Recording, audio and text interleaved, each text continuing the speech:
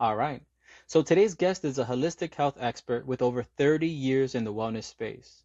He's helped countless individuals heal their bodies, elevate their minds, and reconnect with their highest potential. He's overcome addiction by focusing on his own well being to become someone who's turned his pain into purpose and his struggle into service. He's the founder of Provost Personal Training, where he empowers individuals to transform their health, mindset, and overall quality of life. He's a devoted husband, a proud father, and someone who leads by example.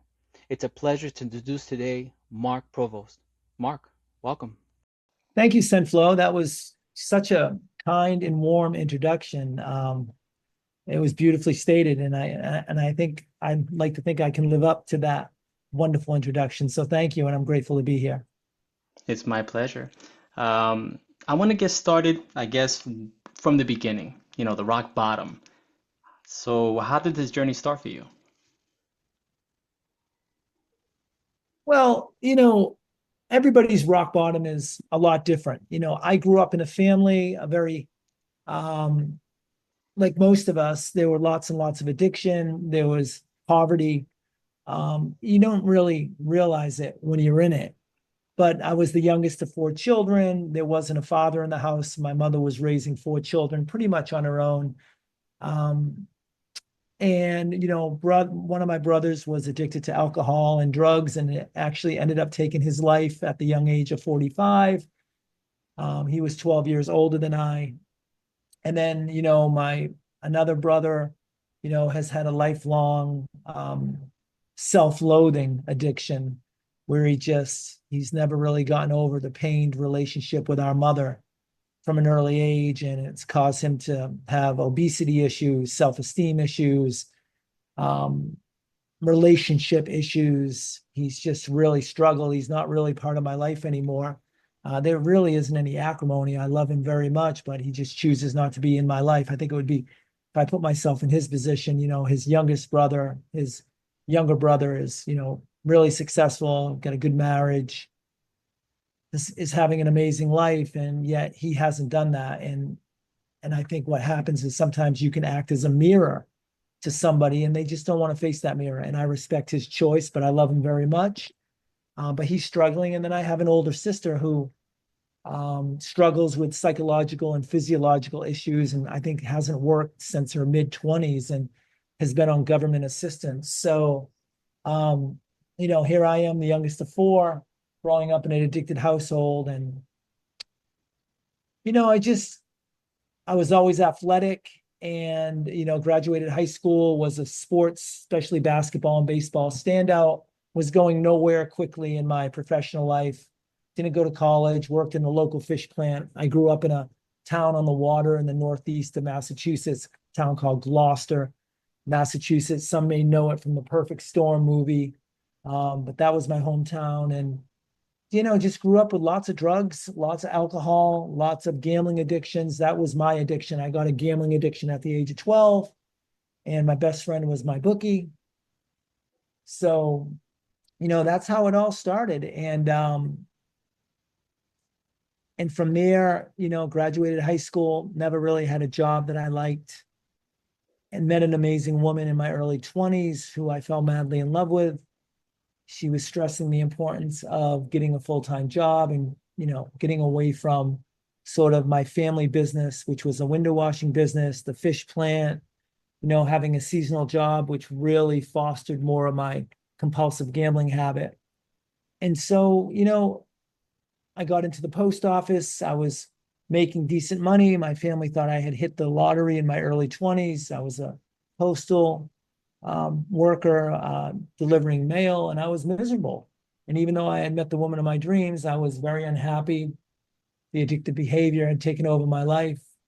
Even though I was still very popular in my hometown and neighboring towns because of my athleticism and the sports that I played, I was miserable and I was going nowhere in a hurry.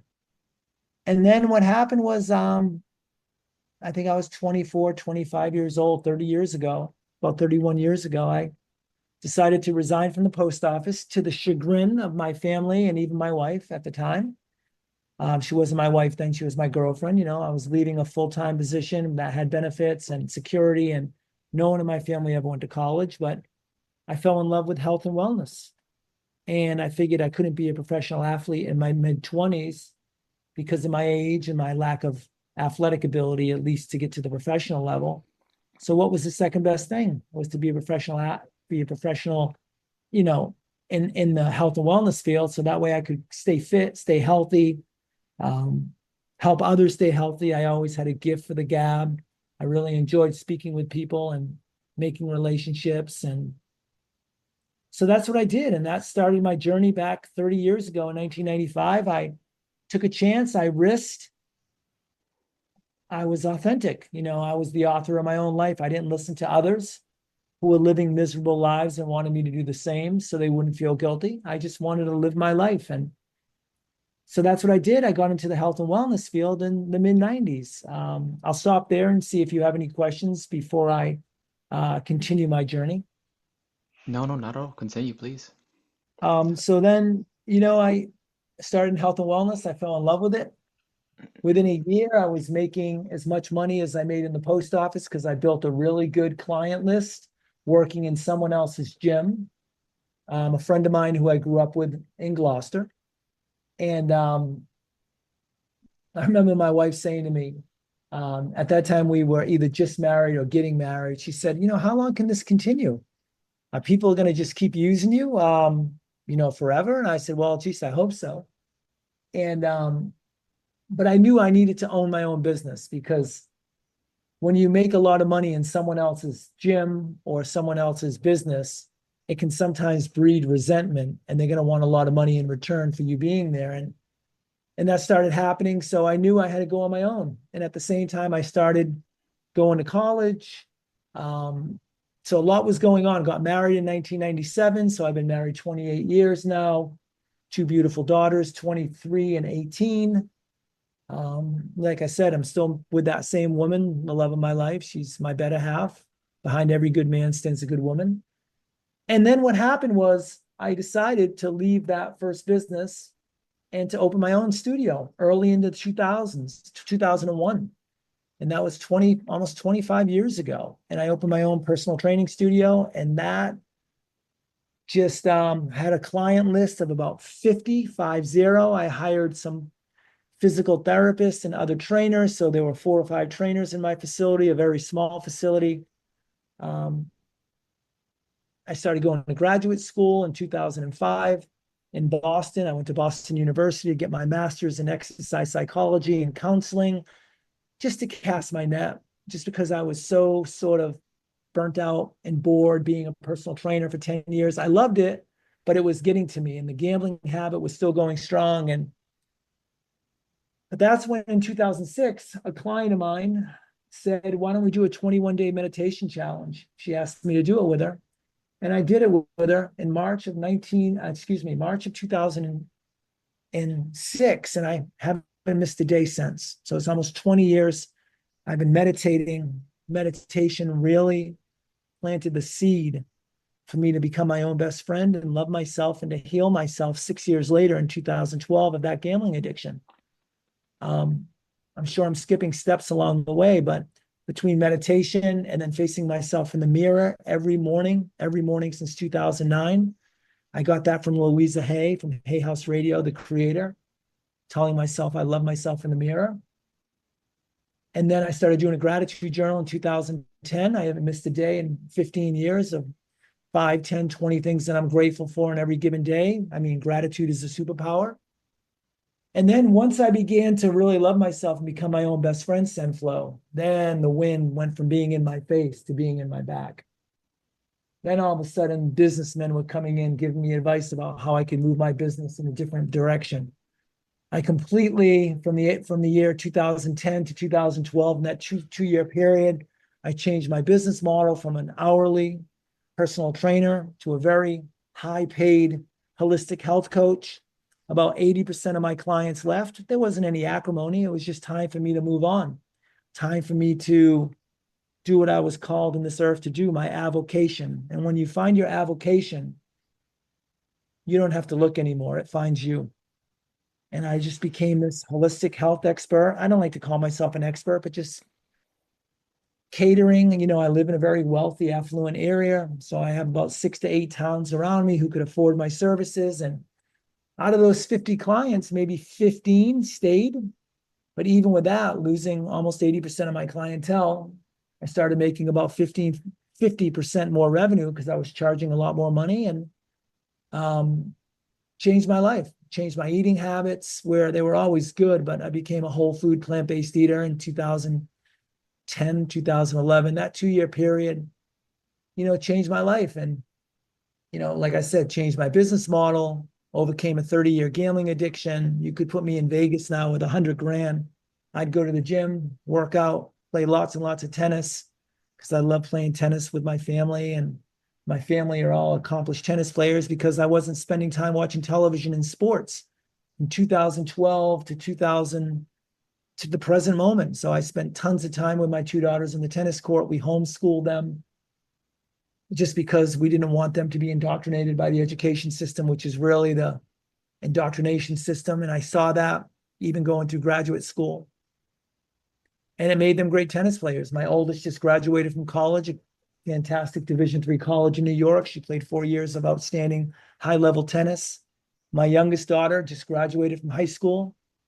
She's going to college in Virginia next year, and she won 4 state championships for our local town in tennis and is one of the best tennis players in the state of Massachusetts. And I say that not to brag. I'm just being authentic and truthful. That never happens if I don't stop my gambling addiction, if I don't change my business model. And now here I am with about 10 clients who are high paying clients, and I lead by example. My job is to encourage them and to be enthusiastic and be the example. I call it the 3 E's, Senflow.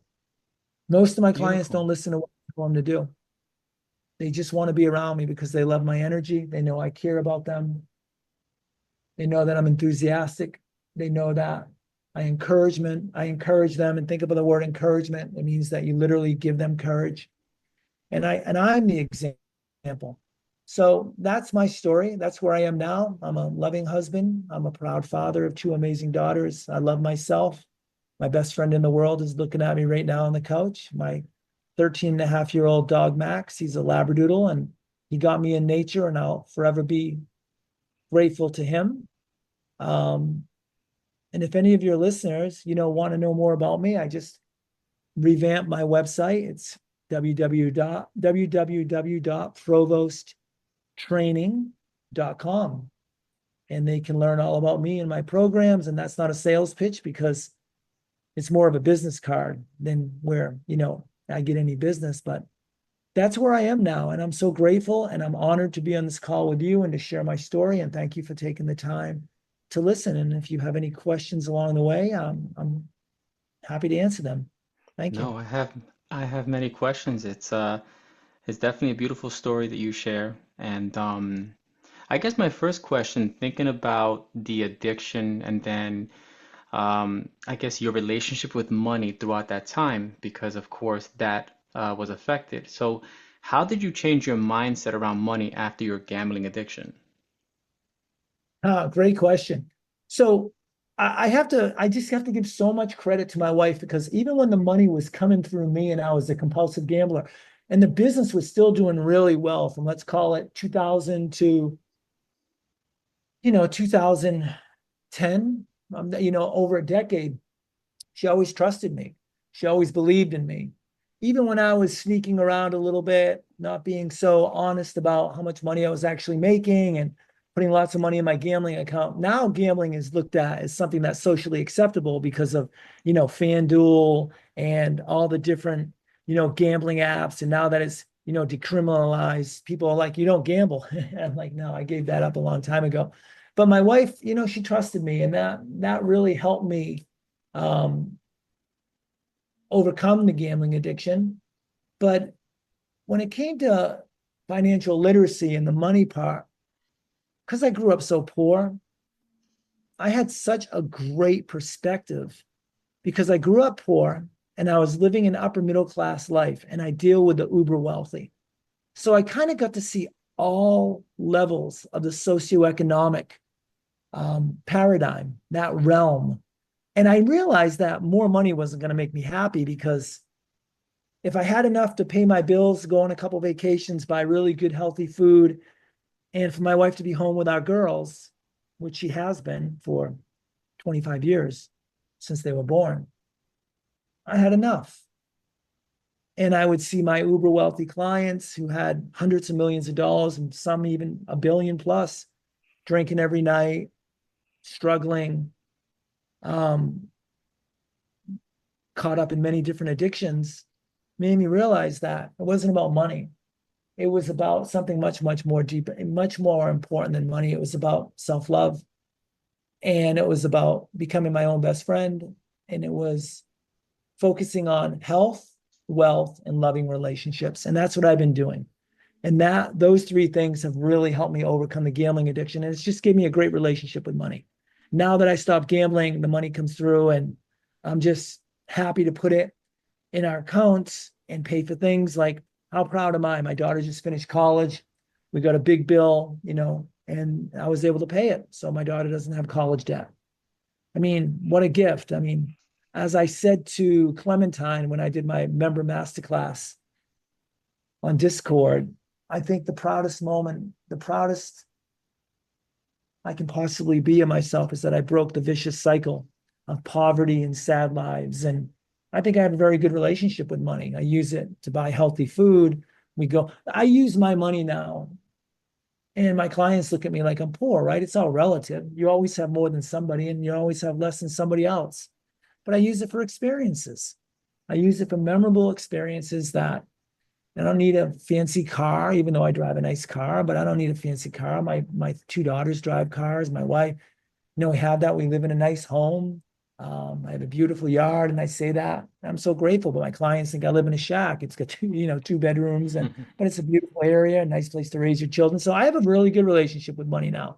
When I was gambling, not so much, because money was the scorekeeper, right? You needed it, and if my account had $3,000 in it, I was doing well. But if it was under 100 or $200, I was figuring out, how am I going to get money in that account to gamble? And money became a means to me to get high, making that bet. Now there isn't that anymore. There hasn't been that for almost 13, 14 years. And so now my relationship with money is great. I realize the power of having some money, where you have some financial abundance. But I also realize the limitations of money. And that's from working, like I said, with the uber wealthy, where I remember my mom, who was always so poor, saying if she only had more money, she'd be happy. And she's long gone now.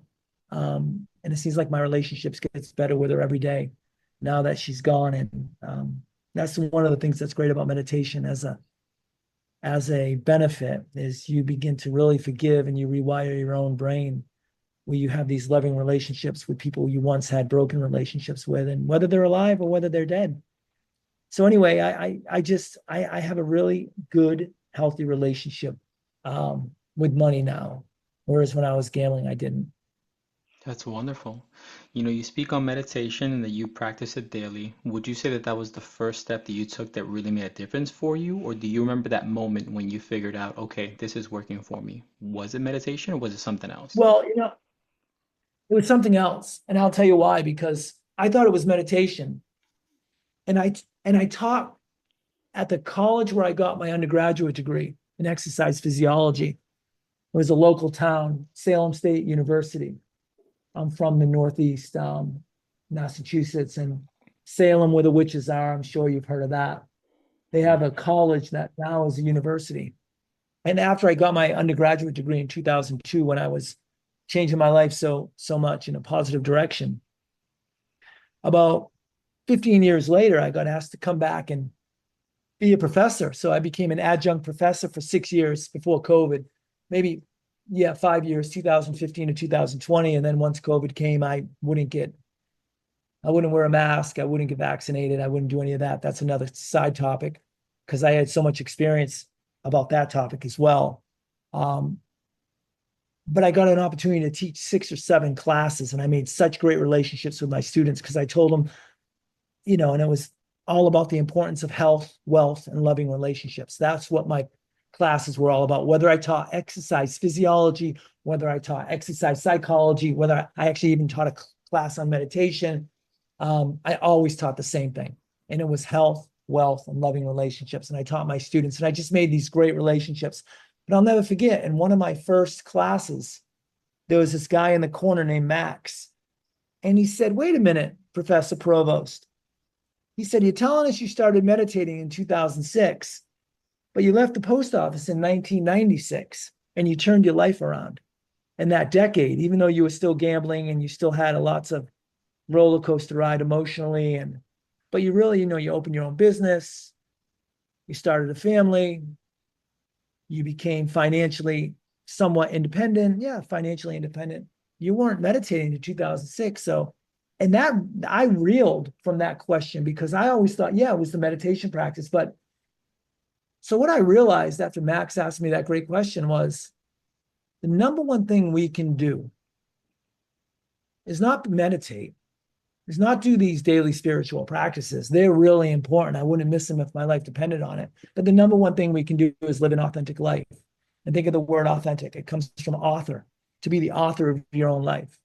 So what happened for me was when I had the courage to leave the post office and say goodbye to a job that was for me. For some, it's great, but for me, it was making me miserable, and it was accentuating my repetitive addictive behavior. And I knew I was going nowhere in a hurry there. By me being authentic and getting into the health and wellness field and following my dreams, even though I was still a compulsive gambler, but by being authentic, that was the first step. By following my dreams, by not listening to my mother, or not listening to anybody other than what the soul inside of me was screaming for me to do. Because that soul, there's a great book by Abraham Maslow. It's called Motivation and Personality. And in it, he has a fantastic continuum, and he calls it the +1 -1 continuum. And he says in this continuum that every time you make a positive choice, you go to living your best life. And every time you make a negative choice, you go the opposite direction to living your worst life. And I used to teach this to my students that there are so many different versions of us, Senflow. It's all based on our daily choices. And by making the choices to follow my heart and follow my soul and to follow my passion, and that's what I teach my daughters now. Don't work for money. Do what you love and love what you do. The money will follow. And by being authentic, that was the first step. I followed my dreams, not anybody else's. And I think that was the most important thing. Then came the spiritual practices, which took me to the next level of my career, from changing my diet to overcoming the gambling addiction to changing my business model to improving my relationships with my wife and daughters and even my clients. And then from there, I think the third step is taking 100% accountability for your life, where you take full responsibility for all your choices. And you realize it's always on you. And when you do those three things, I think between the authenticity, the practices, because the practices teach you self-love. You connect with yourself every day. You connect with your soul. You become kinder. You become more compassionate. And then on top of that, you say, okay, it's always me. It's on me. Someone cuts you off, even if it's not, it's on me. I take full responsibility. If something happens between my wife and me, we get in a little flare up. I may react in the moment, even though I'm much better than I used to be, but it's on me. It's up for me to repair. It's on me to repair that relationship. It's on me to be kind and thoughtful. I think at 56 years old, unlike 26 years old, I realize I'm going to get nowhere with anger and being argumentative, but I'm going to get everywhere by being kind and by being compassionate towards myself and others. I agree. You know, my biggest thing is it took me a while to figure out who I am, right? Who is the true authentic self that I am.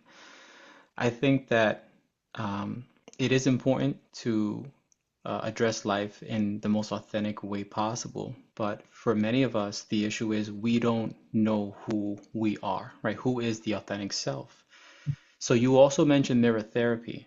Me personally, I discovered who I am through mirror therapy. Would you like to discuss a little bit about mirror therapy, what it is, what it has done for you? Yeah, I mean, I guess if you don't know who you are, then the practices can really help you. I guess it doesn't have to be authenticity and then the practices like it was for me. I guess it can go practices which will lead to authenticity. And mirror therapy for me was just, we're always, when we're little and when we're growing up, we're looking into our parents' eyes. We're looking into our siblings' eyes. We're looking into our teachers' eyes. We're looking into our religious leaders' eyes, the media, but we never really look into our own eyes. And when I started looking into my own eyes, I faked it until I made it. Act as if I didn't love myself when I was a compulsive gambler. And I think for 3 or 4 years, I was doing mirror therapy. And even when I'd be hungover from staying up too late watching a sporting event and gambling and having so much shame and guilt, but I'd face myself in the mirror every morning. And I have a whole routine. And now that routine, this is what I say every morning now. I'm happy to share it with you and your audience. I love you, Mark Anthony Provost. I feel so proud of the man I have become and am going to be. I feel grateful and honored to be me. Life loves me and I love life. Thank you for believing the truth about yourself, Mark, no matter how beautiful it is. I will expand today in success, abundance, and love as I inspire those around me to do the same. I'm sending love, compassion, and healing energy to the world. And that took me 16 years. I mean, that's some of those things that I say just happened within the last year. That's totally authentic. It's no one, I didn't copy that from anybody. That's just from my heart. And that's what I say every morning, looking into my own eyes. And even when I have bags under my eyes and I see my hair getting very gray now, and sometimes I feel a little old, and I say that mantra, and it always makes me feel better. And I probably say it 20 times during the day when I'm walking my dog, when I'm between appointments, when I'm playing tennis. I'm constantly saying, I love you, Mark Anthony Provost, because that mirror therapy has been a game changer. It really has. When you look into your own I eyes, I tell you, it's the hardest thing for my clients to do. They can sit and meditate for 5 minutes. They can write 2 or 3, 5 things they're grateful for. But when I say, hey, look in your eyes and say, I love you, they have a hard time with that one because the shame, the guilt, whatever it may be.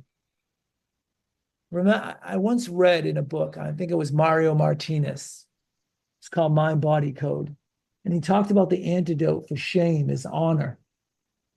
The antidote for shame is honor. And when you go to the mirror, honoring yourself, reducing your shame, guilt. Guilt is, I've done something wrong and I feel badly about it, but I can make a repair and feel better. Shame is, I am wrong. Yeah, I am bad. So shame is much worse than guilt. So when you face that mirror every day, it can be for 2 minutes, it can be for 30 seconds, whatever it is, where you connect with yourself. You have a superpower. You have the antidote for all the childhood shame that you feel, and we all feel it because it's part of our culture. As Jordan talks about, waters, it's the number one tool the apex predator uses against us. Shame, so we live sad, unfulfilled lives. So mirror therapy is just an absolute superpower. I agree. And for those who've never tried it and they're just hearing or they've heard of it, they just kind of, turn a shoulder at it because they don't even give it a chance. And when I mean give it a chance is don't just do it once, don't do it twice, do it consistently. My first few experiences doing mirror therapy when I was actually doing it, looking in my eyes, I would tell myself I love you. And I would cry because I didn't believe myself.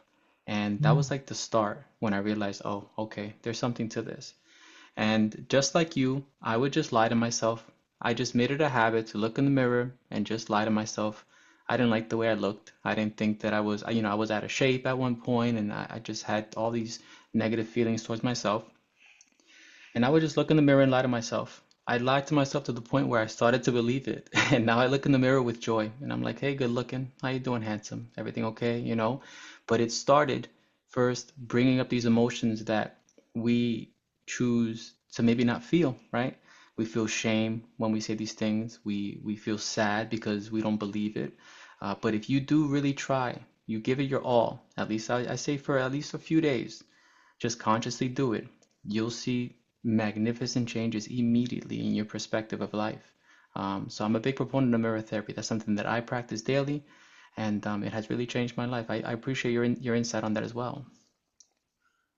This is what a quote that was a huge, it just turned the light bulb on for me.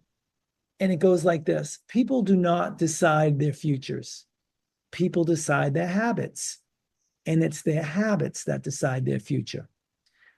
So it comes down to just good habits every day. That's why I don't skip a day. Every day, good habits. And there's a compound effect. So when you have good habits and you face yourself in the mirror and you meditate on self-love and you eat healthy and you get to the gym a couple times, 2, 3, 4 times a week, and instead of, chirping at your spouse or picking a fight or being unkind, you choose kindness, or if anything, non-reactivity. You're making good choices. And once again, that goes back to Maslow's +1 - 1 continuum. There's a best version of Mark Anthony Provost, and there's a best version of Sen Flow.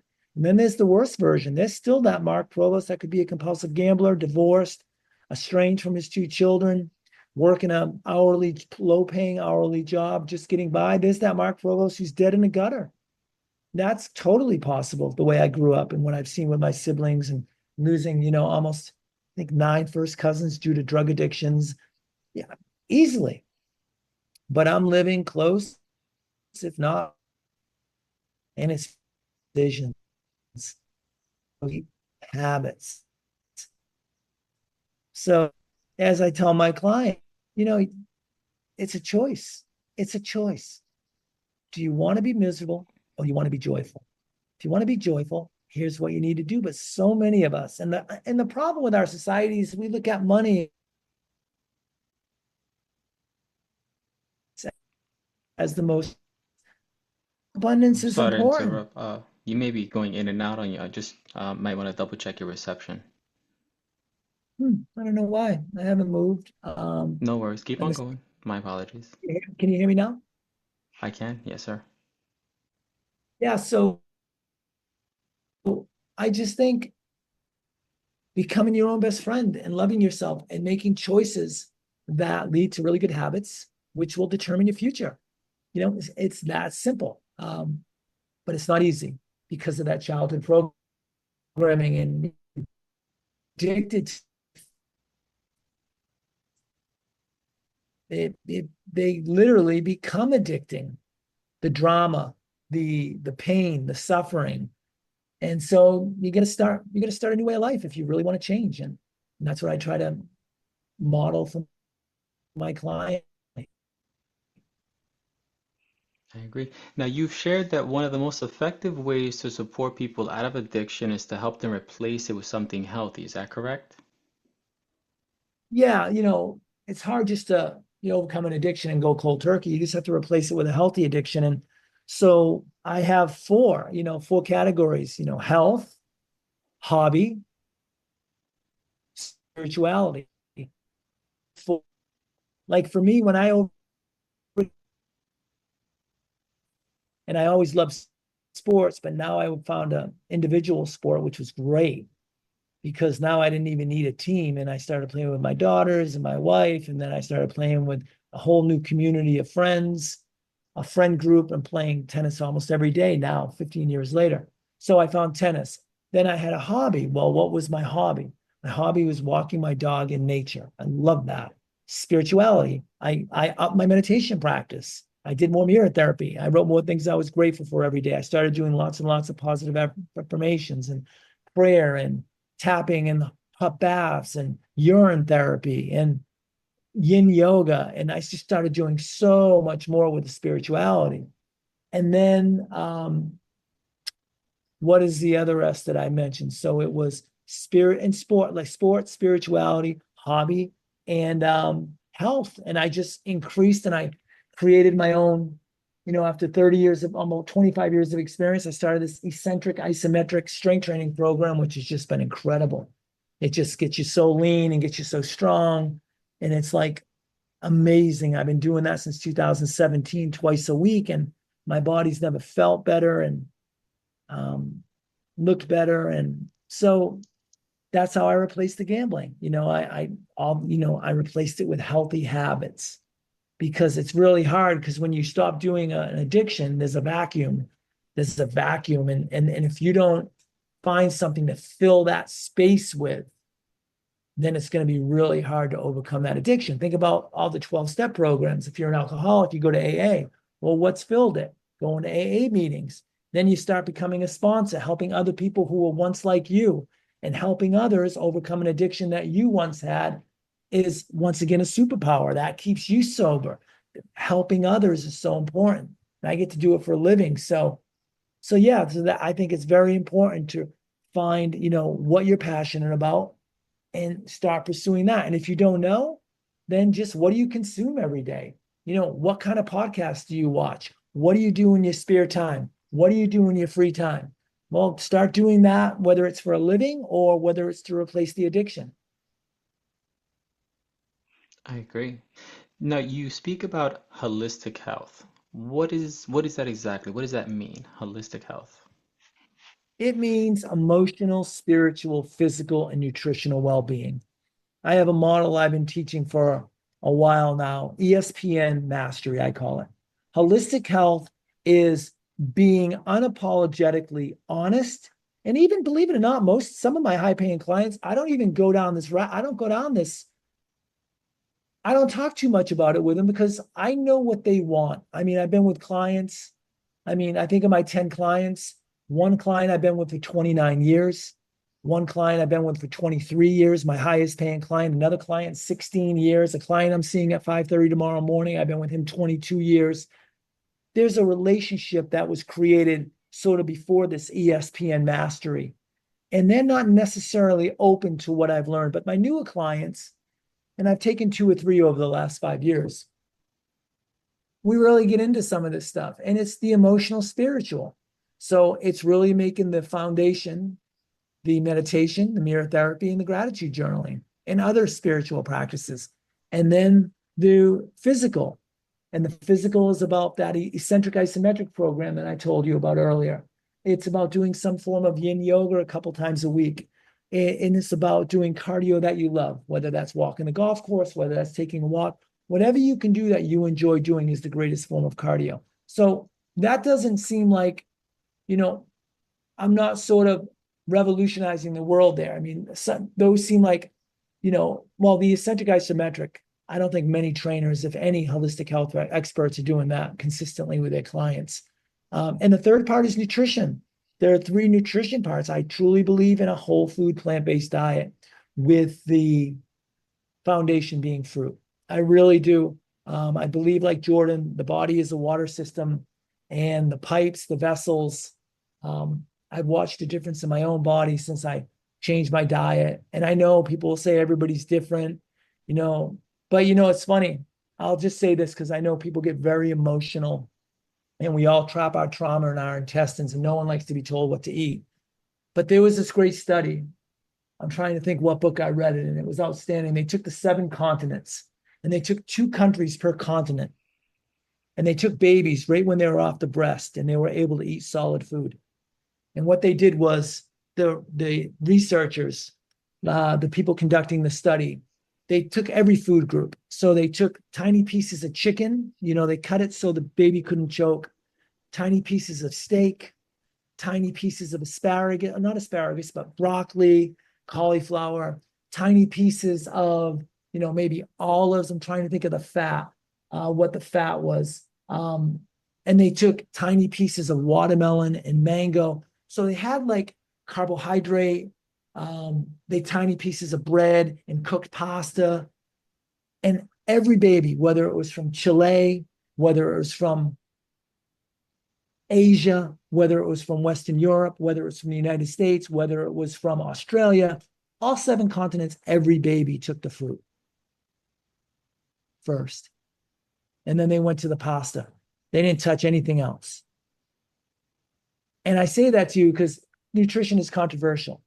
But my three components of my holistic health practice with nutrition are, having a 12 to a 16-hour fast every night, starting your day with a really, a fruit breakfast where you really get hydrate the vessel, where you hydrate your body with foods like watermelon, mango, pineapple, really good fruits. And then from there, really focusing on a whole food plant-based diet. Now my clients, I think one of them is a whole food plant-based, and everybody else is a carnivore and maybe an omnivore, and that's okay. We're on our own journey. You don't have to be a certain way. This is what I advise. So, and then the fourth step, and I'm only doing this with a couple clients, is when you become whole food plant-based for a quarter, 3 months, then you start drinking your own urine first thing in the morning. Yep, you heard me right. You start drinking anywhere from 4 to 8 ounces of your own urine, because now your urine becomes pure medicine. It has hormones, it has not antibiotics, take that back. It has vitamins, it has minerals, it has hormones, it has stem cells. How do you think your baby's Senflow's heart was developed in your mom? First of all, amniotic fluid. What the babies are floating around in is not amniotic fluid, that's urine and water. Okay? First thing. Second thing is the heart is created in all babies by urine. But for the clients who really want to heal at a cellular level and really get healthy, this is how we do it. I definitely agree. Speaking more about Shavambu, urine therapy, that's always a topic that no one really wants to listen to. But tell me about your own experiences. What changes have you seen doing this routine in your day-to-day? Well, I started December 3rd of 2021. I had huge stomach issue in 2020, and I think I just couldn't stomach COVID. I think it was an emotional, spiritual attack on my intestines, because I knew it was a fraud, and I had done so much studying over the Spanish flu and vaccines in general. And I knew that there was an apex predator, as Jordan calls them. I call them the parasitic class. I know there's a group of people who run our world. And yeah, I know it sounds conspiratorial, and call me a conspiracy theorist, but like one of my clients just said to me this week, they said, Mark, you know what? You've never been drunk. You've never tried coffee. You've never smoked. You came from a dirt poor family. You've created amazing success. You got a beautiful wife and daughters. You know, you're healthy. We can see it. You walk the walk. You talk the talk. I'm going to believe what you say. So when I speak like this, it's like, okay, I'm speaking from a man. And by the way, when I gave up the gambling addiction and changed my business model, it opened up about 8 hours a day for me. That's not an exaggeration. So what I've done over the last 15 years is I've buckled down and I've gotten every book that I could possibly read on looking at the other side of the narratives. And I'm not saying what I'm read is right, but I'm saying there's a different version out there. I know Jordan doesn't like to read. That's where he and I differ. I love to read. Now, I don't believe everything I read, but my point is, I started reading and I just knew that the whole COVID thing was a sham. And I just had these huge gastrointestinal issues from May of 2020, right around the time of the scamdemic. And it went all the way to November of 21, where I couldn't really eat anything. Even if it was healthy, it was coming back. I was having constant diarrhea, constipation, stomach pains, even on the tennis court. Doctors were trying to give me antibiotics. I wouldn't take them. My best friend was my functional doc. I think I lost you, Mark. Are you there? Hey, can you hear me? Yeah, I think I lost you there for a while. Yeah, you lost me, I think, because the Zoom ended. I think you get 45 minutes. No, no, no. I don't have the limitation. Um, Oh, great, great. So I don't know where I yeah. lost you, but I just had serious stomach issues. And I had a friend who was a monk for 30 years in Thailand. And I remember during a meditation class, he was teaching a meditation class, and he talked about how he and his fellow monks used to rub urine on their gurus' joints, and it really helped them. And I came out of a meditation at the very end of November of 2021, and I called him and I just said, hey, John, he was living in Spain. What about this urine therapy? Should I start drinking it? And he said, well, first you should educate yourself on it. So then I got a bunch of books.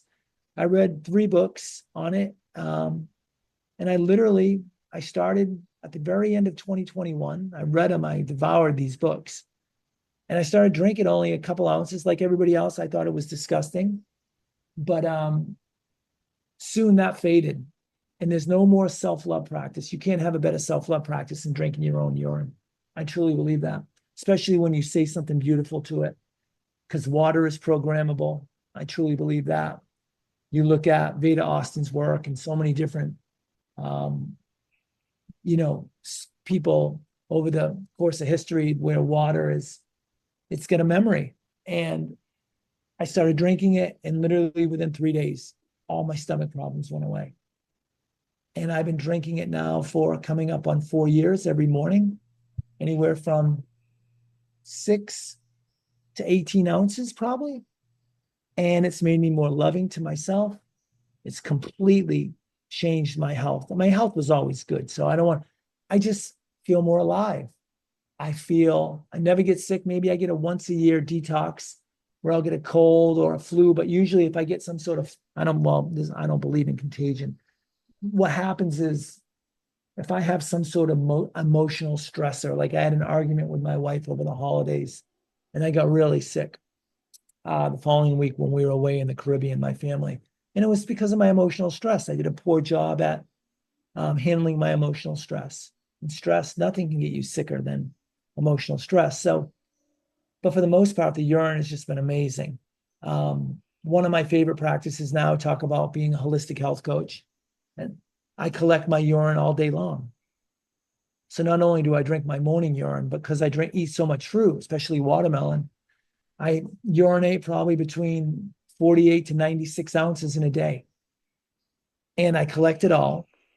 And at night, I put it in a hot tub and it brings me back to my mother's womb. Remember what I said to you? Amniotic fluid is urine and water. So I soak in my own urine and filtered water every night. There's no smell. The urea part of urine turns into ammonia after about 18 hours. That's what you smell in a dirty urinal, or you go to a sporting event and the bathrooms smell like urine. That's because the urine hasn't been cleaned in a long time.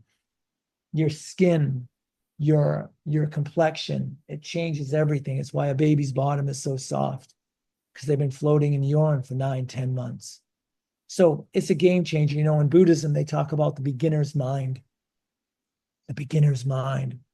This practice I've developed over the last year of soaking in my own urine and water. I just did it tonight before this call. My body, from playing 15 hours of singles tennis. I don't use shampoo. I don't use soap. I don't use deodorant. That's holistic health. That's when you start using your own bodily fluid for health. So that's where I am, Sunflow, and it's just been an amazing practice from an emotional, spiritual, and like I said, it's a game changer. It truly is. But most people, I would say 99% of the population, isn't ready for that. They don't even realize that these porta potties. They don't even realize that these porta potties take all their urine to these processing centers. And these processing centers have huge contracts with the pharmaceutical companies and the cosmetic companies. They pay them tens of millions of dollars, these processing companies, to extract that urine and make what's called uricanase, which is a blood thinner and a medicine they use in pharmacology to fight cancer. The cosmetic company's been using it forever for women's cosmetics. No one knows about that. These are these dirty little secrets.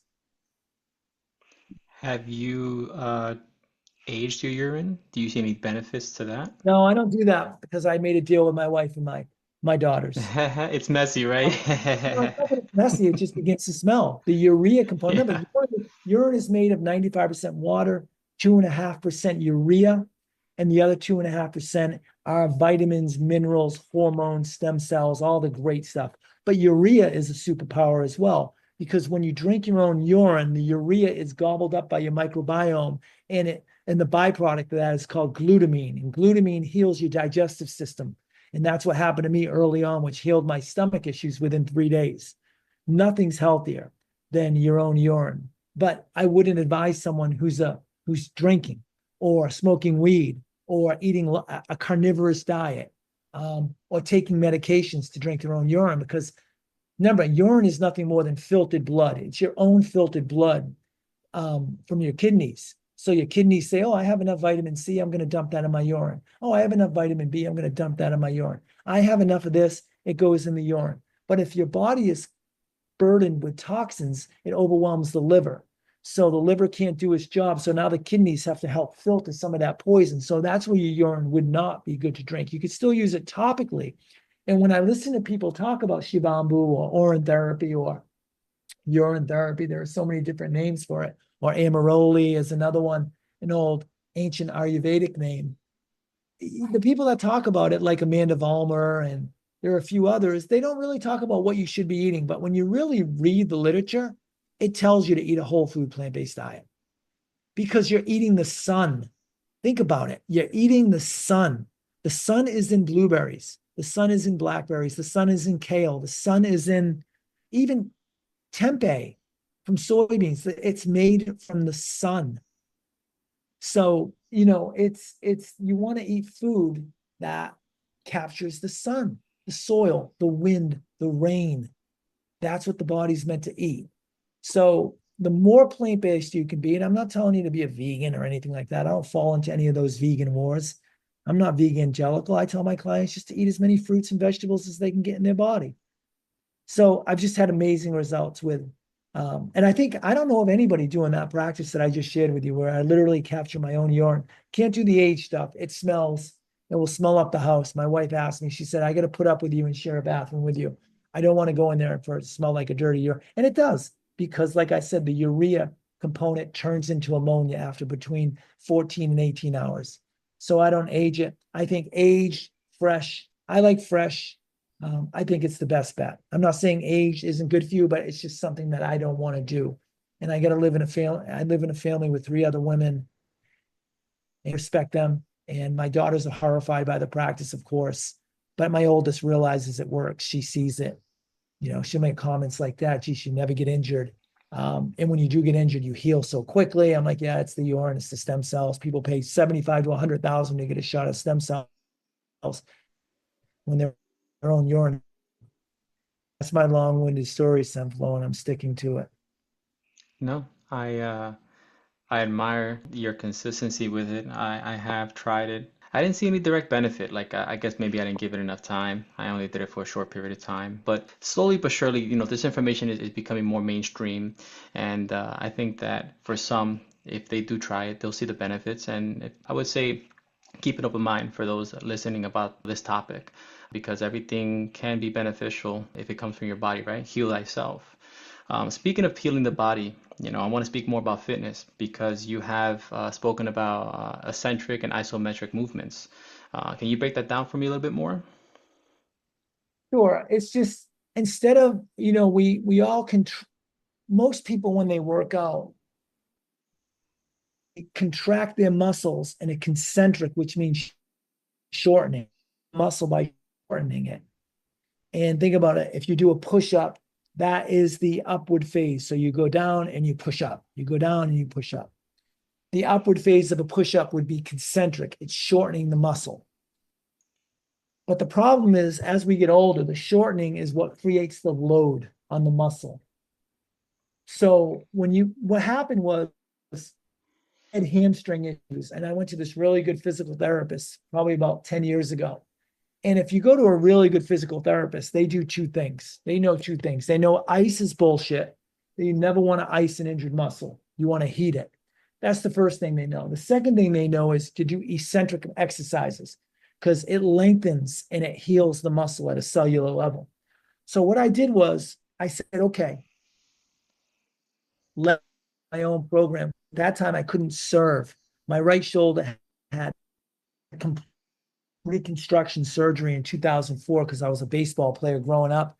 My right shoulder was just hanging because I was doing so many push-ups and so much chest presses and different back exercises, lat pull downs and this and that and pull-ups. And I was doing all this stuff and my right shoulder with the serving and the lifting. And even though I, thought I was in great shape then, but my right shoulder, I couldn't raise it. I was contemplating giving up tennis.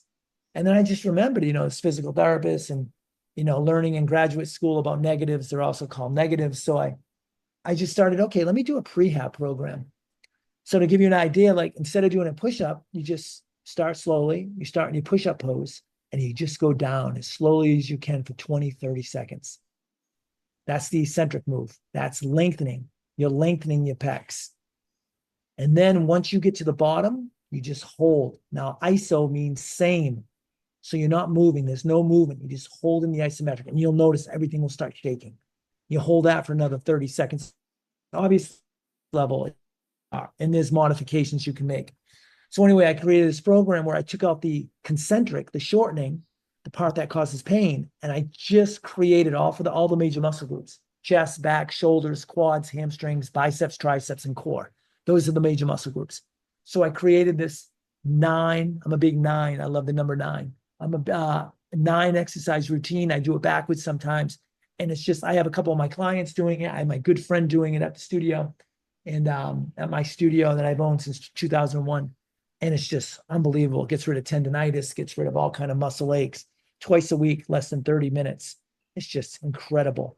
And I'm just so grateful. And that's the part of the meditation practice, because when you meditate every day and you see things clearly, all of a sudden things pop in your mind. Oh, I need to call this guy about urine therapy. Maybe this can help my stomach. Oh, maybe I need to change my exercise program where, I do these lengthening exercises, these eccentric exercises. That's what happens with the day after day of the meditation. The day after day, you just get these unbelievable glimpses of how you can improve and better your life in every way. Doesn't happen every time. It might happen once, twice a year. Like I remember meditating in France when I was on holiday with my wife and 2 young daughters at that time. And it was like 2010, 15 years ago. And I literally came out of meditation. I looked at my wife and I said, I'm changing the business model. I'm completely changing it. She said, where did that come from? I said, I don't know. I was just sitting here. We're at Disney World in France. And I'm just like, we're at our place, and I just said, I meditated with the ducks and the geese in the pond behind our hotel. And I came out of it and said, I'm changing my business model. Where did that come from? There's a voice that popped in my head. Same voice that told me to change my diet. Same voice that told me to stop gambling. That's what happens. So, and it's the same voice that told me to do the eccentric isometric. It's the same voice that told me to send you a message after you sent me one when I, went dark for a little while because I got off Discord. There's that voice. And if you really focus on it every day, it'll lead your life for you. I agree. Speaking of the workouts, I've been doing them, and the the sensation of the shaking in your body, holding that position is fascinating. It really is fascinating. And so I do, I do a lot of calisthenics. I rather just do a lot of push-ups and things like that with just free weights. Well, don't do But it has been push-ups. a game changer. I'm Do sorry? push downs. Don't actually push up. Just push like down. And like when you do pull-ups, you go from high to low. You don't pull up because that's the concentric. So that's great. I'm happy you're getting a benefit from it. Yeah, the shaking is so good.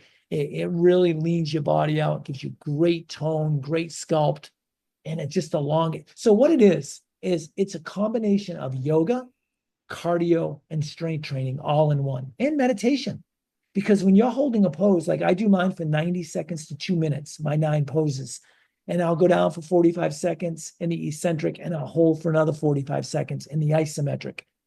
Wow. I mean, that's like a minute and a half meditation because you were like, and obviously it's all about different levels. I have some clients who can do 10 seconds and they hold for 10 seconds and it's just unbelievable. And I don't find this program if I'm not clear-minded and, you know, sober, away from the gambling addiction and not meditating every day. Um, that it's just amazing. So yeah, that's the program. Not all my clients do it. Most of my clients are, they're traditional. They want to lift traditionally. And to be honest with you, this program's kind of hard. It's hard mentally because you got nowhere to run. Remember, so many people when they lift, they lift too fast. It's all about momentum. They just want to get it done. This is slow. This is when you're going down slow and you're holding and the muscles start to shake. But just doing it a couple times a week under 30-minute program, I mean, it's an hour a week. And just to see how fit and healthy and injury free, it's just mind boggling. And it's the I stuff agree. that I think separates me from other holistic health coaches between the urine therapy, the eccentric isometric exercises, the totally being transparent with some of these things like the mirror therapy. They're just all game changers. Yeah, with the workouts, when I hold those positions, I find it very useful to just put my phone on stopwatch mode and just because you can see your progression. You know, you can start, 10 seconds, 15 seconds upwards.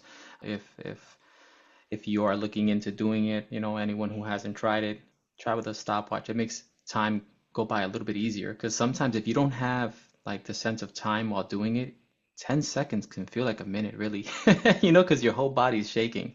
So it has really helped greatly just kind of looking at the time the seconds go up. And it also kind of keeps your mind off of whatever's going on to keep you going a little longer. Yeah, I You know, agree. you I also, do that as well. I look at the clock yeah, as well and just watch it. And I think it's a great way to distract the mind a little bit because it's a challenging workout, but boy, will you reap the benefits. definitely. You've also spoken about your eating habits. So you've mentioned the phrase compassionate eating. What does that mean to you? Yeah, it means that, and I'm just going to be blunt. It means that I don't eat murder. And I don't want to sound like one of these PETA, but I don't eat murder. I think it's crazy. I mean, so funny. So I gave a lecture a couple weeks ago at a very well attended, a lot of PhDs. It was a company that I've spoken to before. And it was on health and wellness. And at the Q&A after my lecture, it was about a 30-minute lecture, 30-minute Q&A. And I go there maybe twice a year. And I won't be going back again. They won't ask me again to come back again because I just, I'm done. Senflow, I'm done. I'm speaking my truth. It's my truth based on my experience. I'm not saying it's everybody's truth. If someone wants to incorporate my program and make it their program, great. If they don't, that's great too. Do it their way, and or take my way and make it your way. I don't think there's one right or one wrong way, but getting back to that, I got, one of the questions was, why don't you eat meat?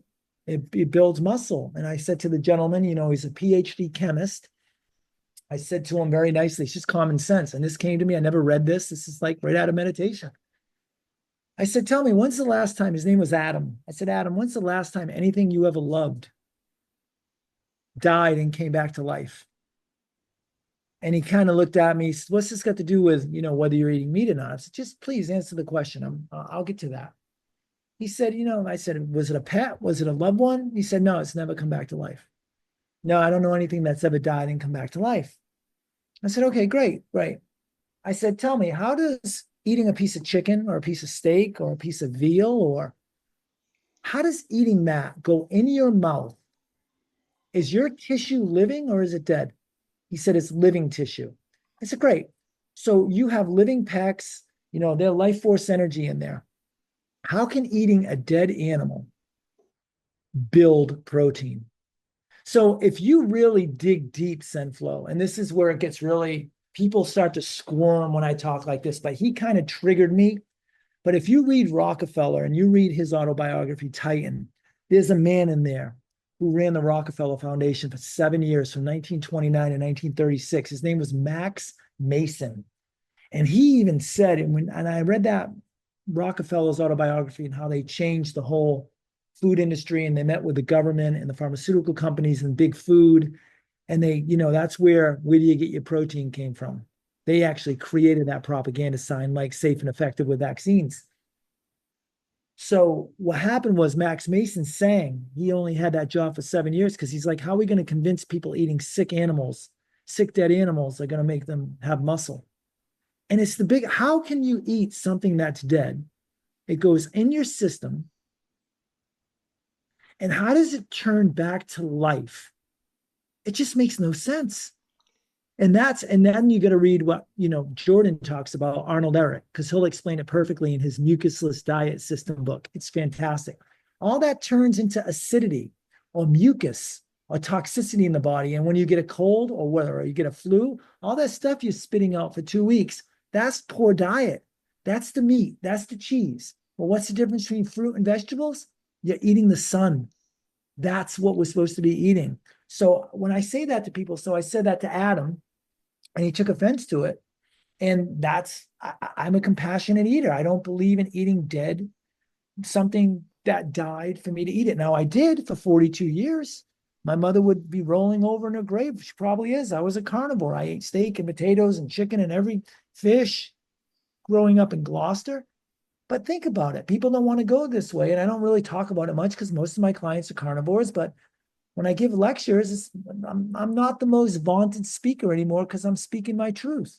It just doesn't make any sense. So when I say I'm a compassionate eater, and someone will say, "Well, you picked that apple," yeah, but that apple needs me to pick it because the fruit needs to be eaten because they don't know. Evolution doesn't know about toilets, right? So the way that they spread their seeds because they don't have ambulatory, they can't move around, is we eat an apple, we eat blueberries, we eat strawberries, we eat watermelon, we eat kale, we eat spinach, we eat, tofu, we eat tempeh, we have miso, and then we poop it out, 2 miles down the road. And that's how the plants begin to, grow and evolve and spread their seed. So, I mean, I don't know, so compassion eating for me is looking at everything I eat, knowing that no one had to die for me to eat that. And like I said, I don't really bring that up to many people, but you asked and I answered. No, it's okay. I mean, this is the place to speak on it, you know. And I agree with your views on it. I also believe, or I'm starting to believe, that the decision to go plant-based is a bigger decision than, oh, it's just a habit of mine or it's an addiction of mine. I think that it has to do with maybe some inner healing that needs to be accomplished before you can take that step to fully just disconnect. For me personally, I stay away from, from the flesh just simply because, yes, I know the animals and it's dead and all that stuff, but once again, like treating this simulation like a game, I think that we get an upper hand when we do disconnect from consuming death, right? I think that our essence glows a lot stronger in the physical form once you cut it out.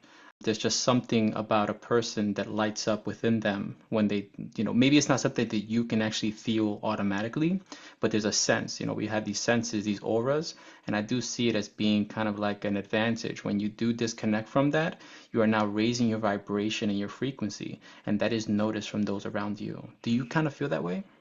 100%. I couldn't agree with you more. Whenever I'm talking with someone, and they talk about health and wellness, or they talk about love and light, and they're eating animals, like it just doesn't make any sense to me because you're eating murder and your vibrational frequency is going to be lower. Just say, hey, you know what? I like the taste of chicken. I love the taste of steak. I'm not giving it up. Okay, great. I'd rather have them say that than to tell me all about love and light and being compassionate. And like the Dalai Lama years ago saying, oh, his doctor said he needed to eat protein, so he needed to eat meat. That's all bullshit. I mean, you're eating death, you're lowering your vibratory energy, your frequencies being dulled down. And I don't, like I said, we done the whole protein thing's a complete myth created to actually sicken people and get them on pharmaceuticals. Um, when you go to any healing center that's worth their weight in gold, it's plant-based. People are eating healthy foods made from the sun, the soil, the wind, and the rain. It's that simple. And I just, and like I said, I was a carnivore for 42 years, but once you wake up to this, you can't go back. Excuse me. Yeah, I agree. Also, it's very addictive to consume the meat. I had times when I went back to consuming meat, and Yeah. it's kind of like I guess you can say like animalistic because you do feel the urge to eat it, but once you just stop eating it, you just no longer crave it. Well, that's the Um, adrenochrome. I mean, that's the yes, adrenochrome. okay, yeah. You're literally addicted to the adrenochrome. So the adrenaline when the animal just gets murdered. I mean, I don't think there's any animal that wants to lose its life. And then just the way animals are treated, and I mean, it's just awful. It's just awful. Yeah. The whole, if people really thought about how their food got on their table, you wonder if they'd still eat it. And for those who would, okay, that's their choice. I'm not saying I'm better than them. I'm not saying I choose to eat a harmless diet. Yeah, I can understand that. And for those that do consume meat, I mean, as the same as you, I mean, I show no judgment. I can care less, you know? I mean, I'm not gonna say I'm never gonna consume anything that's meat ever again. I mean, if I'm presented with a beautiful meal by someone who made it with love and presented it to me without knowing my preference, I'm gonna indulge just to go ahead and indulge with the experience of that being, you know? I'm not so against it in that way. But the most important thing is that if you choose to consume in this manner, I think that just showing gratitude for the animal, maybe just visualizing that animal and at least hugging them and saying, hey, thank you for this meal, you know, I think that that'll actually reverse a lot of the negative energy that may be consumed during that meal. You know, you spoke briefly about fasting and your fasting regimen. Do you practice dry fasting? Once in a while, if I feel like I'm consuming unconsciously, I'll throw in a 24-hour dry fast. But between being whole food, plant-based, taking 12 to 16 hours off, having all fruit diet, 75% of my diet is fruit.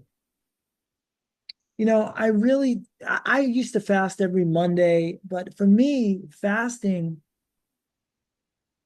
became somewhat of an obsession. And what I mean by that is you got to be very careful because the mind plays tricks. So for me, I'd fast at 24 hours and my mind would say, well, why can't you do 36? Then I'd fast for 36 hours and my mind would say, why can't you do 48? Then one time I fasted all the way to 96 hours, 4 days with no fasting. And come on, you can do 120. So it got to the point where for me, because I'm such a clean eater, and now with my meditation practice and I'm a clean thinker, that doesn't mean I don't have anger and fear and worry and, you know, hateful thoughts. I have all those things. I'm human. Of course I do. I accept them. I own them. I welcome them. It's part of what makes me a human being in this human experience. But, I just really focus. What was the question? I'm sorry. I went on a tangent.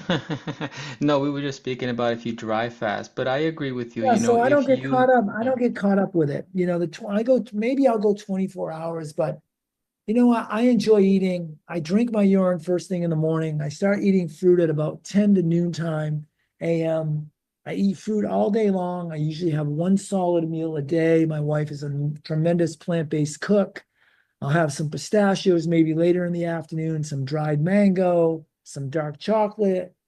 Usually I finish my night with something like that. And then I just have like tonight for dinner, my wife made these beautiful potatoes, put some vegetables in the potatoes, and then had a nice big salad, and then had a piece of dark chocolate with some walnuts, and then some few pieces of dried mango, and then I brushed my teeth. So, the fasting for me, I've kind of gotten away from it, to be honest with you, the long fast, because I feel like what am I detoxing from? I mean, I'm pretty detoxed as it is. And what you find is the urine detoxes you perfectly. I mean, Jordan will talk about it, but you notice Jordan's really stopped talking about diet. And he'll say, well, it's for the health of the channel. And it's because he wants to build his practice. He wants to build his, he knows that if you talk about nutrition and you talk about it a lot, you're going to turn people off and he's going to lose some of his people. And he may say he doesn't care about that now, but that's why he doesn't really mention Shivambu too much. Sure, he mentions it in his mastermind, in his health mastermind, which I got, which was great, but he doesn't talk about it too much. But once you start drinking your urine, it detoxes everything. You have a Hertz event early on within a month of drinking it, where you literally detox. I think you detox your childhood vaccines. I think it goes that deep. Oh, wow. I really do. Because you get so sick in the first month, 1 or 2 days, and you realize that that's just your body cleansing itself. And I truly believe every time I drink my urine in the morning, it's really purifying and it's nourishing me. And it's all the detox I need. And once in a while, I'll go a whole day and I'll just drink my urine sometimes, but it's very rare. But I'll drink even my morning to the afternoon. Usually, if day I'm traveling, if I'm going out of the country for something, I'm going on holiday. If I'm going to be on a plane, I'll just drink lots and lots of my urine and eat very little. Understandable. Getting back to the clients and the business that you hold, the relationship that you have with your clients, do you feel that you may be taking on negative energy from your clients at times? Sure. Yeah. I mean, that's part of it. I mean, but it's my job to take that negative energy and spin it into positive energy right back at them. So it's sort of taking their, I don't like to say negative charge because negative charge is, I believe, what we breathe in. And it's very good for us, negative ions. The whole negative positive thing's so confusing. But let's call it the way you asked it, like someone who's, they have negative energy. I just do my best to turn that around and try to make it positive energy um, to the best of my ability. And I think it's why my clients stay with me because they know I'm, like I said earlier in the podcast, I'm encouraging and I'm enthusiastic and I listen and but I can take it on. But remember, a huge hurdle for me, because I think I've done well over 60,000. I was trying to figure this out the other night. I think I've done about 50 to 60,000 hours of training one-on-one Wow. with clients in the last 30 years. 60,000 hours because I did 50 to 60 hours a week for 50 weeks a year. So that would be, gosh, that would be 2,500, let's say in the low end.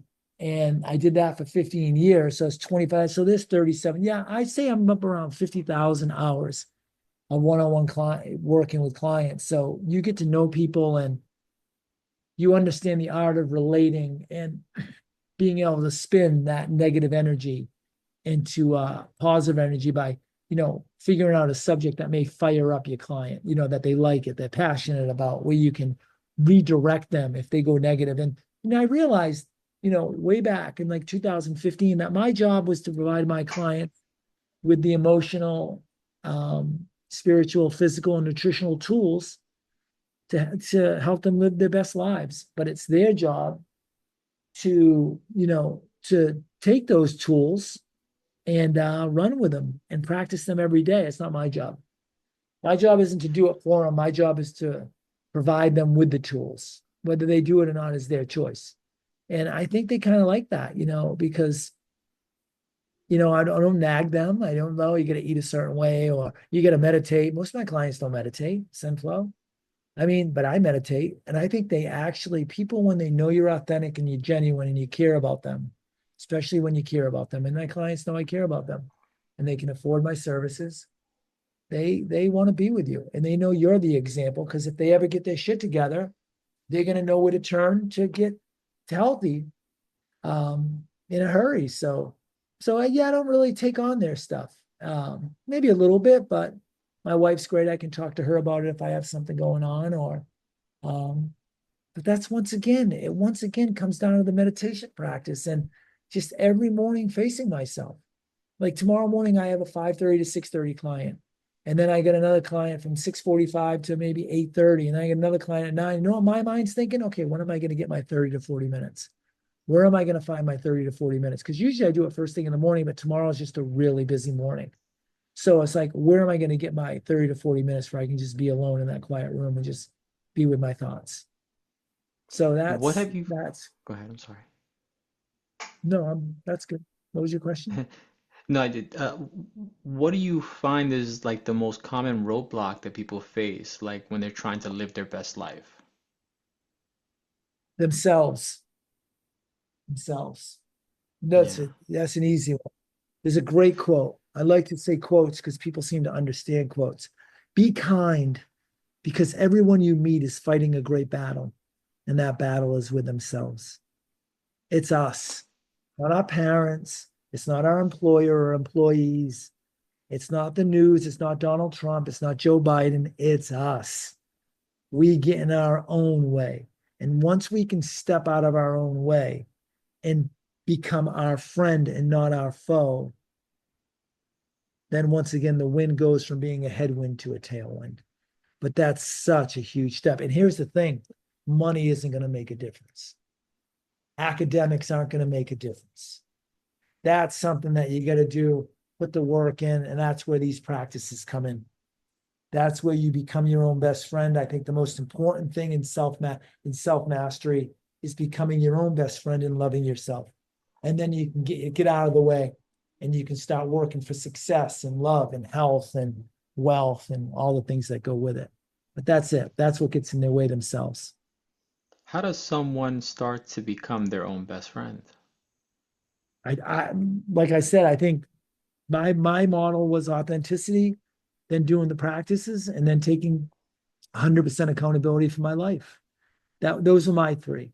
So, and I Mm. think you have to make it daily practice, because your neuroses and all your childhood programming and societal conditioning and trauma are doing push-ups every night outside your bedroom window waiting to get in. So you don't give them a chance to get in. You do the spiritual practices, the emotional practices every single day. And that's how you begin to love yourself. Because it's just like whether it's Bruce Lipton or any of these, Greg Braden or Joe Dispenza, pick whomever you'd like, or the Stoic philosophers. We are what we repeatedly do, that Aristotle quote. Therefore, excellence is not an act, but a habit.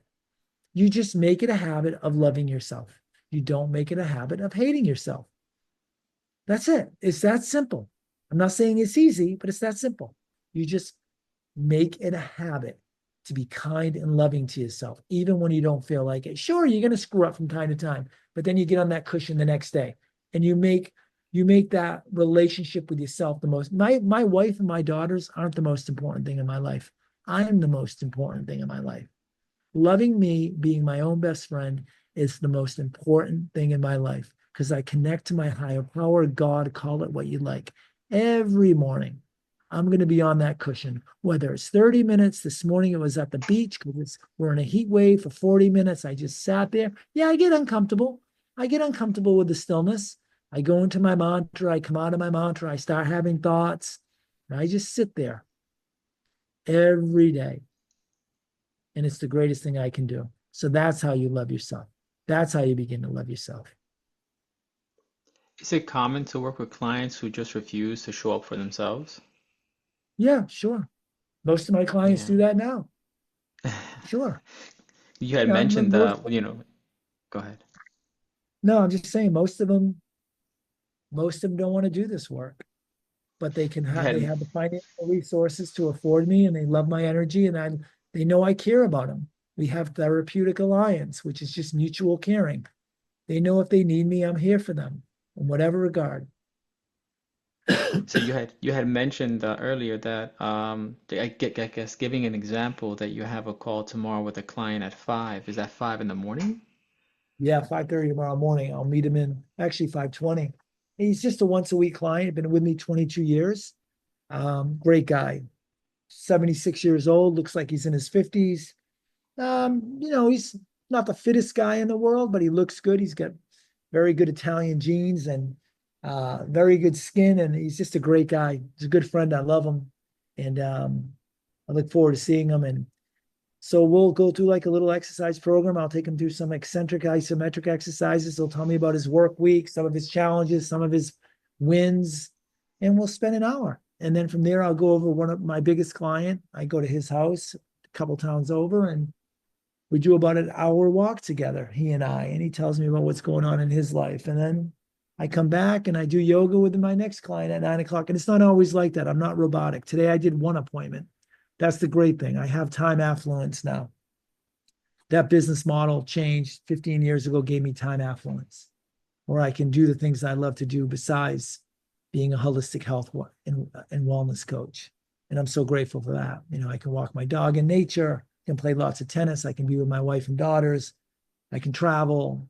Um, but it all starts with being authentic and living the life that you dream of.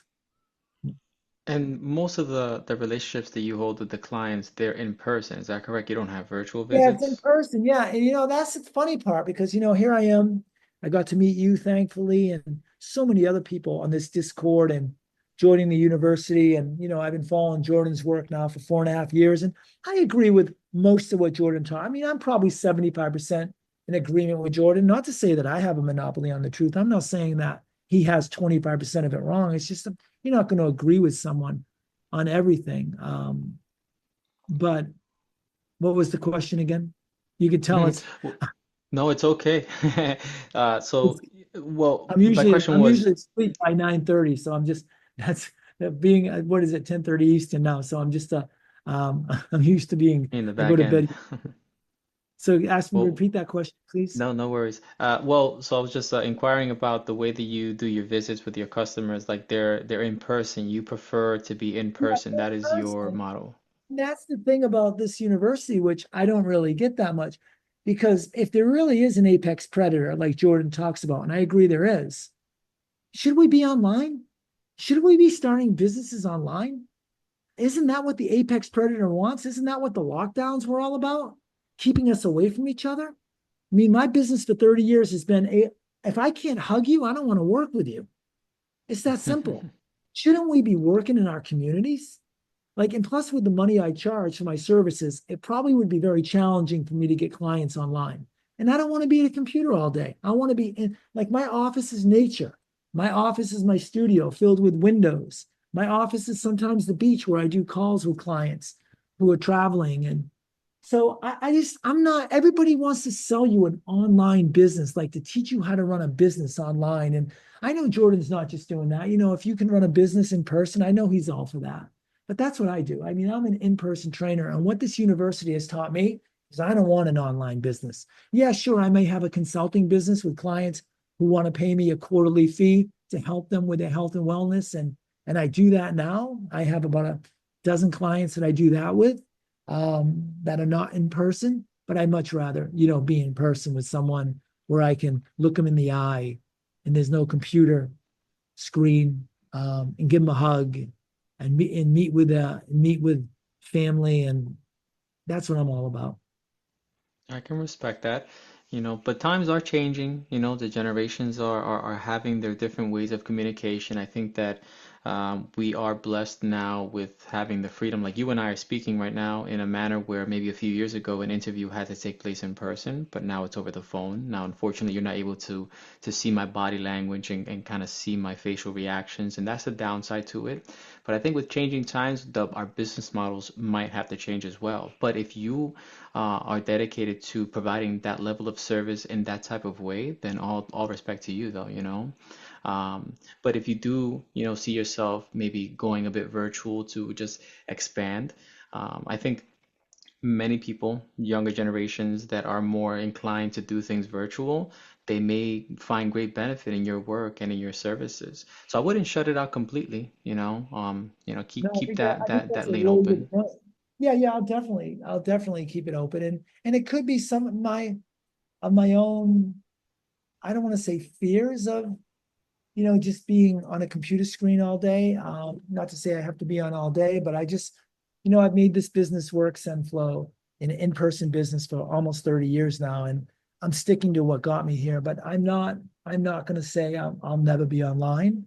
But I'd like to think that the business, because I live in an area where I have, 6 to 8 affluent towns all around me, and it's just finding those clients, um and I think it would be challenging. I'm not saying impossible. They're the Alex Hermosis, but you know, it's you get those people and they can charge a lot of money online, but I'm not a quantity kind of guy, right? So if I told you like what I charge my clients, um, it's a very high sticker number, um, for my time, for my energy, and my clients happily pay it. And I'm not sure if I'd be able to get that online, to be honest. Possibly, but Yeah. not 100% sure. No, if this model works for you, then so be it. I was just providing a bit perspective. Now, speaking on ESPN Mastery, this is a new venture that you're taking on. Is that correct? Well, the name, I named it ESPN Mastery over the last year or two, but it's been something I've been doing now for a decade, and I've been doing it with clients, but I've just before the first 10 years, 15 years of my business, I called it emotional prosperity. And I just changed it a little bit just because I really like the ESPN, and it's nothing to do with the, sporting channel. I guess it has the same letters, but Um, it's just something that people will remember, and it really breaks it down nicely: emotional, spiritual, physical, and nutritional well-being. Because Oh, I truly interesting. believe Yeah. that's what I'm about. Yeah, so that's where the ESPN comes from: emotional, spiritual, physical, nutritional mastery. Because once you can master those, and I think the emotional, spiritual by far is the most important. Then the nutrition is the second most important. And you'll see that if you go on my website that I talked about earlier. Um, I have a little short 2-minute video explaining what the ESPN model is all about. Let's go ahead and let's say that again for the audience. So where can people find you? Sure, it's www.provost, Prov as in Vicky, OST, training.com. And you can actually go provost-training.com too. I own both of them. They'll bring you to me. And you'll go right to my website. And Beautiful. I recommend going to the contact page because then you'll see a great picture of my dog and me, which I'm so proud. Wonderful. You know, if you can leave our listeners with one simple shift, like a mindset, a habit, or a practice to move more towards balance and a holistic way of living, what would that be? Keeping it in the most simplistic form. I would say the most important thing you can do is be authentic. And that's selling out to your own dreams and believing in yourself and having self belief. And if I were to say there was a part two, it would be doing these spiritual practices, facing yourself in the mirror, doing mirror therapy, spending, and I'm not talking, you don't have to do 40 minutes, just spend 5 minutes saying, I love you, and with your eyes closed in the morning. Start your day off instead of going to your iPhone, say, I love you. And then when you get up from that 5 minutes, look in the mirror and say, I love you, whatever your name is. You can say it once, 5 seconds. And then bookend your days. And then at the very end of your day, have a little notebook by your bed and write 5 things you're grateful for. I call it the fives. 5 minutes of meditation. I actually tell my clients to say 5 times, I love you, ones that can do it, and then write 5 things at the end of the night you're grateful for. Bookend your days. And and Excellent. then so I would say that be authentic, do these practices. And I'd say focus on eating, and focus on eating and moving your body, eating healthy and moving your body. I know that sounds complicated, but just keep it simple. Just keep it simple. It doesn't have to be perfect. Just even if you add a little fruit to your diet, you add a little movement. Maybe it's a half-mile walk initially to start off. So I would say being authentic, doing these spiritual practices, eating and moving. I love it. That's wonderful. Mark, I really thank you for your time today. I'm very grateful for this conversation we had and getting to know each other a little bit more today. If there's anything else, I mean, please add on. But other than that, I would like to make sure you get your rest for the night because you have an early morning tomorrow. Well, you're kind, Senflo, and you are a wonderful host. You ask fantastic questions. And I enjoyed this time. We all like to talk about ourselves somewhat. And I just want to leave your listeners with I don't claim to have a monopoly on the truth. I can only tell you what's really worked for me in my own emotional, spiritual, physical, nutritional, and financial world. What's made my mess into my message. I was once a mess, and now my mess is my message. And I want to share that with others. And if someone wants to take my program and run with it and make it their own, I think that's wonderful. And if someone doesn't and wants to do it their way or someone else's way, I think that's wonderful too. We have the ability to choose. We have that free will. I can just tell you that I've just watched what I'm talking about here with this, these practices and eating a healthy plant-based diet, you know, practicing Shivambo. I've seen it turn diseases around. I've watched so many miraculous things over the last 30 years of my practice.